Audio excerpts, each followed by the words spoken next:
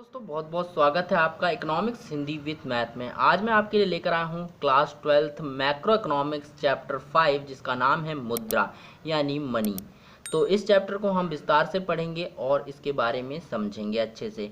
तो अगर आपने पुरानी वीडियो नहीं देखी है, पिछली चैप्टर की वीडियो नहीं देखी है तो देखिए, बहुत अच्छे से समझा रखा है राष्ट्रीय आय कैसे निकालते हैं, तो आप उसे देख सकते हैं। बहुत ही बढ़िया वीडियो है, आपको समझ में आ जाएगा। तो अगर आप हमारे चैनल पर पहली बार आए हैं तो इसे सब्सक्राइब कर लें और साथ ही बेल आइकन दबा लें ताकि आपको जो है वीडियो मिलती रहे। तो चलिए आज की वीडियो शुरू करते हैं और देखते हैं इसमें क्या क्या है। तो सबसे पहला है इसमें ये मनी के ऊपर है, यानी ये आपका मुद्रा के ऊपर जो है चैप्टर है। तो ये जो है चैप्टर ये आपका मुद्रा एंड बैंकिंग है। तो यहाँ पर मुद्रा का चैप्टर है। तो यहाँ पर प्रस्तावना में क्या है, प्रस्तावना में ज़्यादा कुछ नहीं है। इसमें प्रस्तावना में ज़्यादा चीज़ें नहीं है। प्रस्तावना क्या है, मुद्रा के बारे में है। उसके बाद देखिए सीधे चलते हैं हम 5.2 में। 5.2 क्या कहता है, 5.2 जो है हमारा वस्तु विनिमय प्रणाली की बात करता है। यानी वस्तु विनिमय प्रणाली किसे कहते हैं, यानी बार्टर सिस्टम क्या होता है, इसे हम पढ़ते हैं। देखिए वस्तु विनिमय से अभिप्राय वस्तु के बदले वस्तु के आदान प्रदान से है। यानी जब वस्तु के बदले कोई अन्य वस्तु का आदान प्रदान किया जाए, यानी वस्तु के बदले वस्तु ली जाए, तो उसे वस्तु विनिमय प्रणाली कहते हैं। ठीक है, वस्तु के बदले वस्तु लेना वस्तु विनिमय प्रणाली कहलाती है।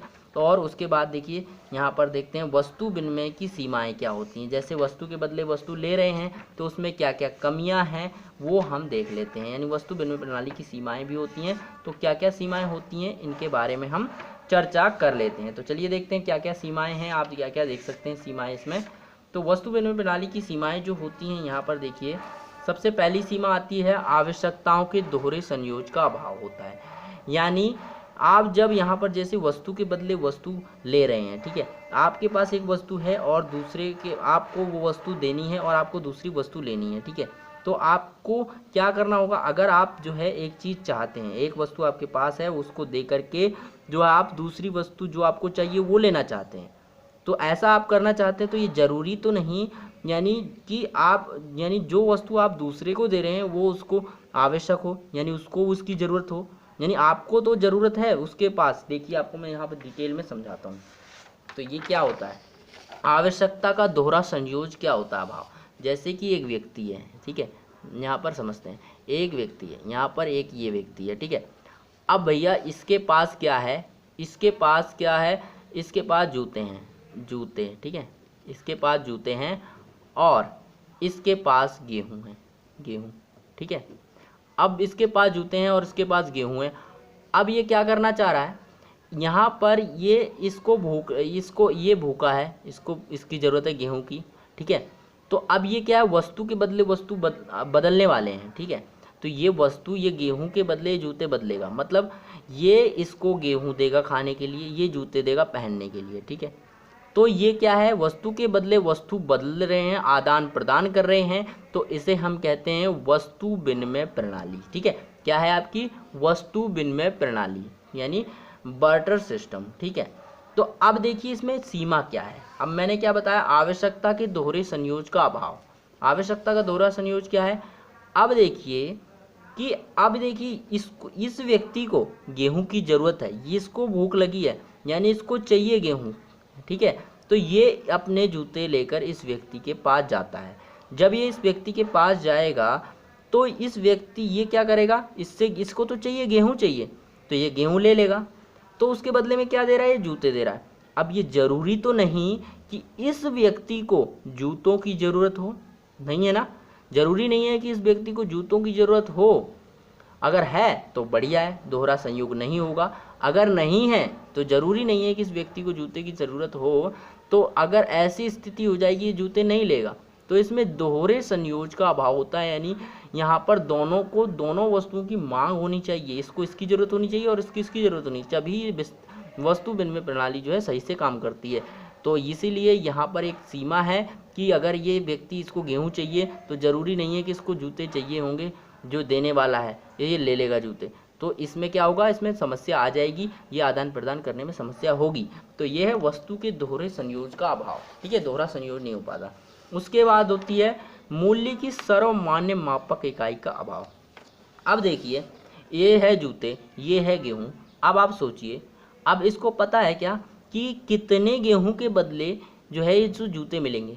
अब ये हो सकता है ये यहाँ पर 1 किलोग्राम गेहूं दे दे, 2 किलोग्राम गेहूं दे दे, कोई मात्रा निश्चित नहीं है कि ये जूते के बदले कितने गेहूं इसको देगा, नहीं है ना। सर्वमान्य इकाई, जैसे कि रुपए में होता है ना, कितने रुपए में मुझे 1 किलो मिल जाएगा, ठीक है, तो वैसा नहीं है यहाँ पर कोई निश्चित नहीं है, सर्वमान्य कोई इकाई नहीं है जिसके बदले में आप जो है यहाँ पर निश्चित कर सके कि ये जूते के बदले कितने गेहूं इसको दे देगा, नहीं पता है। तो इसमें क्या है, इसकी सीमा है कि ये सर्वमान्य मापक इकाई का अभाव होता है। तीसरी सीमा क्या है, तीसरी सीमा पढ़ते हैं, स्थगित भुगतान के मापक इकाई। स्थगित भुगतान क्या होता है, अब देखिए, अब मान लीजिए यहाँ पर इसके पास जो है, यहाँ पर क्या है, इसको अभी गेहूं चाहिए, इस व्यक्ति को अभी गेहूं चाहिए, ये जा रहा है अपने इसके पास से गेहूं ले लिया। अब ये कह रहा है मेरे पास जूते अभी तो हैं लेकिन मैं अभी नहीं दे सकता, बाद में दूंगा, ठीक है, बाद में दूंगा। तो ये बाद में दूंगा यानी बाद में देगा, स्थगित भुगतान की मापक इकाई का अभाव, बाद में देगा और कितना देगा ये हम नहीं निश्चित कर सकते। यानी ये कह रहा है कि मैं आपको बाद में इतना ये चीज़ दे दूंगा, या आप मुझे ये चीज़ दे दीजिए, मैं आपको भविष्य में इसको जो है आपको बढ़ा करके दे दूंगा, ठीक है। तो ये यहाँ पर अब भविष्य में कितना दे देगा ये तो पता नहीं है ना। जैसे कि आप यहाँ पर, ये कौन सा कॉन्सेप्ट है, इसकी समस्या को हल किसने किया, इस समस्या को हल किया मुद्रा ने, मुद्रा ने हल किया। कैसे, अब देखिए, एक व्यक्ति ने ब्याज ले रखा है, ठीक है, कर्ज ले रखा है, उस पर क्या मिल रहा है, ब्याज मिल रहा है, ठीक है, कर्ज ले रखा है और उस पर मिल रहा है ब्याज। जब कर्ज पर ब्याज मिलेगा तो भविष्य में वो क्या करेगा, कर्ज और ब्याज को मिला करके चुकाएगा ना, कर्ज और ब्याज दोनों देगा, ठीक है। तो यहाँ पर कैलकुलेशन आसान हो जाएगी कितना देना है। लेकिन यहाँ पर हमें नहीं पता है क्योंकि ये वस्तु विनिमय प्रणाली है, यहाँ पर नहीं पता कि भविष्य में हमें कितना देना है। तो ये होती है स्थगित भुगतान, यानी स्थगित भुगतान के मापक इकाई का अभाव, ठीक है। आई होप दोस्तों यहाँ पर समझ में आ गया होगा। उसके बाद देखिए मूल्य के संग्रहण की समस्या।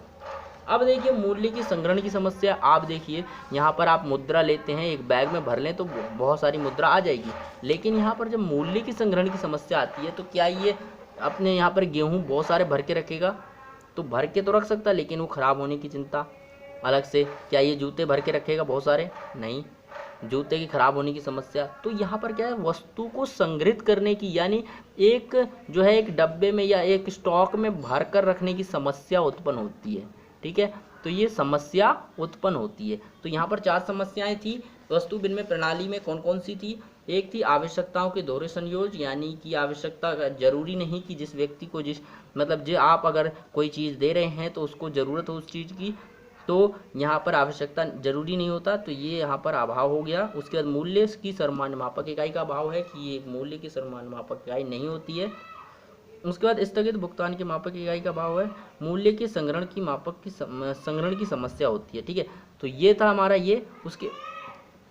उसके बाद देखते, उसके बाद हम आगे देखेंगे, आगे देखते हैं 5.3 मुद्रा की परिभाषा क्या होती है। चलिए मुद्रा की परिभाषा जल्दी से पढ़ लेते हैं। फिर यहाँ पर मुद्रा की कोई भी वह वस्तु, यानी मुद्रा क्या होती है, कोई भी वस्तु जो सामान्यतः विनिमय के माध्यम के रूप में स्वीकार की जाती है, उसे यानी विनिमय के माध्यम के रूप में स्वीकार की जाती है और मूल्य का मापक होती है, मूल्य का संग्रहण करती है और स्थगित भुगतान की मापक इकाई होती है, उसे मुद्रा कहते हैं। यानी वह कोई भी वस्तु जो इन चारों कमियों को पूरा करती है, यानी चारों कमियों को यानी समाप्त कर देती है, कोई भी ऐसी वस्तु जो इन चारों कमियों को समाप्त करती है और ये क्या करती है, चारों कमियों को समाप्त करती है, उसे क्या कहते हैं हम, मुद्रा। तो यहाँ पर यही परिभाषा लिखिए, मुद्रा कोई भी वस्तु है जो सामान्यतः विनिमय के माध्यम के रूप में स्वीकार की जाती है, विनिमय के माध्यम लेन देन में स्वीकार होती है और मूल्य की मापक होती है, मूल्य का मापन करती है, मूल्य का जो है संग्रहण करती है और स्थगित भुगतान की मापक करती है, ये सारी चीज़ें करती है, तो उसे हम मुद्रा कहते हैं। आई होप दोस्तों ये समझ में आ गया होगा 5.3। तो अगली वीडियो में हम देखेंगे कि और कैसे जो है इस चैप्टर में और क्या क्या होता है। फिर मिलते हैं अगली वीडियो में, तब तक के लिए बाय, नमस्कार।